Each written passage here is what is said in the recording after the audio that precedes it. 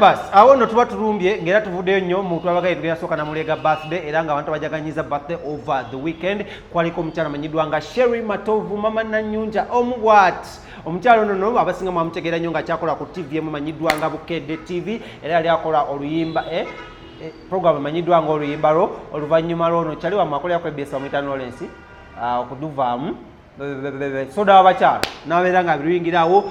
nabeera nga akikuba nabeera nga ayingira ekizigo ng'akitunda bwakyesiiga bwakinaaba bwakigwamu bwakisulamu so twagala omukulisa because yajjaganya birthday ye ngero no munnange ebiseera ebyo yali adetinga omusajja omukozi w'obulanga amanyiddwa nga Thaddeus Katumba, right? Thaddeus Katumba era nga omukozi wa ku Beat FM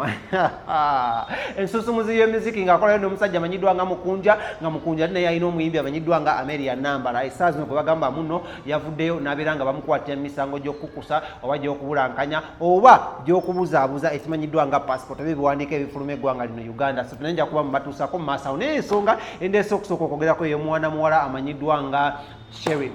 Matovu nono mujjukire high school yagisomera amasomero mangi nnyo yoka wabula ekyasinze okunyumira ku birthday ye byabadde ebintu nga bisatu. First of all yabaddeko n'abantu babetwita feria mu love okwadde Katongole omutongole ngakwa Katongole kuno yazene naye amawulire genda gabatusako yabaddeko ne baserebu nga Karo Nantongo yabaddeko bantu babadde bangi naye ekyasinze kyawo okunkwatako lwe lutalo olwaliwo wakati wa Matovu ne omuwala amanyiddwa nga AnnaTalia Ozze ono mukozi wa Uncut Sabula oba Uncut Kalakata bano lutalo lwabwe luva way back from high school omu yakwana bba wa munne gwe sigenda bagamba ani yakwana nawe byenoonyerezeko kwana enkoyo binoonyereza nenga Matovu happy belated birthday njagala mbatwale mbalage ku mukolo gwa Matovu amasanyu gabadde mangi abayimbi babaddewo bangi nnyo emmere yabaddewo nnyinyi ebyokulya yaddewo binnyo wawula ekyasinze surprise omukulu Thaddeus teyabadde ku mukolo guno ne tugamba naye bano Tata Nanyunja yabaaki beekyawa bakyeyagala kikinga omusajja tazze ne tumugaa oyina emyaka emeka n'agamba ndi n'amala nga tajogedde ne tugamba ne bannaye lwaki kale mu bantu bonna b'oyise tetulabawo baserebu bangi abantu betumanyi buno wakubiranga ennyimba abantu betumanyi buno obaguza ebizibu what happened what went wrong nagamba munnange ebintu bya covid kyava nayise abantu batono nnyo nayise baana bange era birthday neyagikuliza wali ku kyebusaabala ewuwe wennyininyini waka wasinzira okubanga wateka amakanda gokolamu naavaawo n'abuna amawanga gonna wabula yalabuddemu nawe nabamusinikirako ebinyomulekeraawo because ye yakozesa ekizigo naye talina buno bunnaku nolesa wita bunnako talina bunnako ate ekizigo kye kiri international so yavuddeyo n'alabulamu naye n'adde bamugenda nga musinikirako amanyo nga muno yeyerusa nga muno watafaananika simanya muno nga yagwa mu kizigo simanya nga bwakisulamu n'abagamba zip up mamap mwena mbere nga mukwati muteeka obuntu bwammwe muki mu matama musirikeko kamba tuseko Matovu obusungu wabadde bungi n'essanyu lyabadde lingi nnyo era yagambye etalwana nabajjabe kekamu ku buyimbo bwasinze omunyumira nga ayimba nga alayika alina gwasindikira obubaka buno neka tuseko Matovu tubeere nga tetukoma tugenda mu maaso tulina Katongole omutongole tulina Karo Nantongo kwegamba bangi tulina okukola kikimu kyokka tuva ku Celeb Jazz and we are proudly sponsored by KingSmith Studios. Thank you. Awezezze emeka ekyo teba kyakyogerako aba tubuuza nti bitambudde bitya emyaka toyagala gyogera emyaka sandi gikwese ne tekyetaagisa abantu baako okumanya emyaka gyaffe ne bw'ojogera bagiwakanya ne bw'otagyogera bakupatikako egyabwe gyoka tukireke kati ng'omwami tabadde wate nga tubadde tumusuubirawo Thaddeus omwami wange mune yakola credit ekyuna kyogedde Friday Sunday akola weekendi kyova olaba mukama we Katongole azze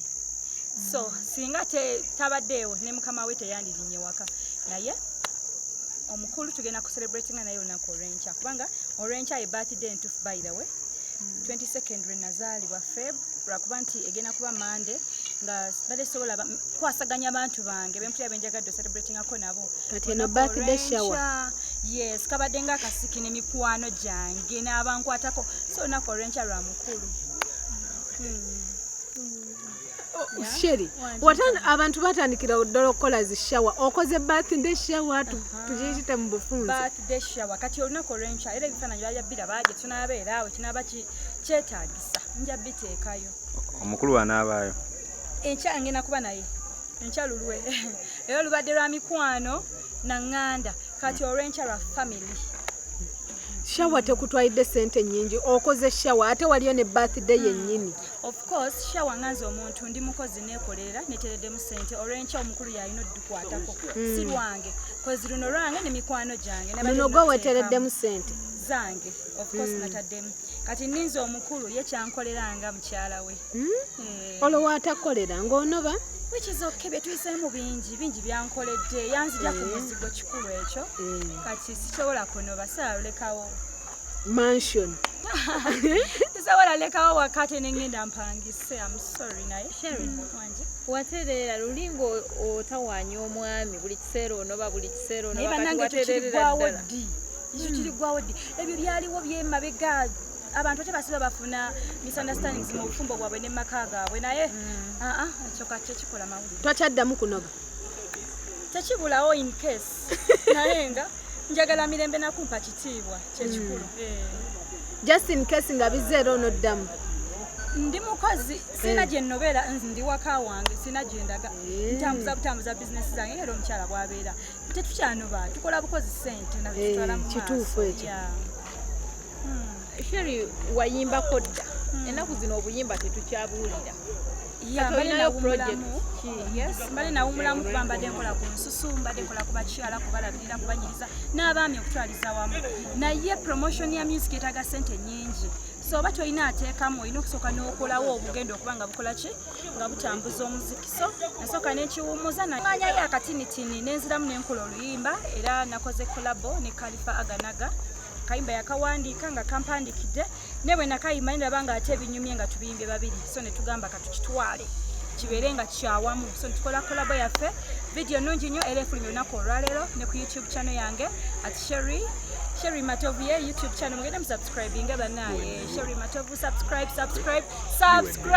mulabe waka tusubire nti kolabo ko jidde n'amaanyi dda tugenda kuddamu weewaawo kubanga yeeyogerera production ekisooka nnungi nange ng'omuntu ntaddemu sente etaddemu kasente kange ak'ekikazi kati ate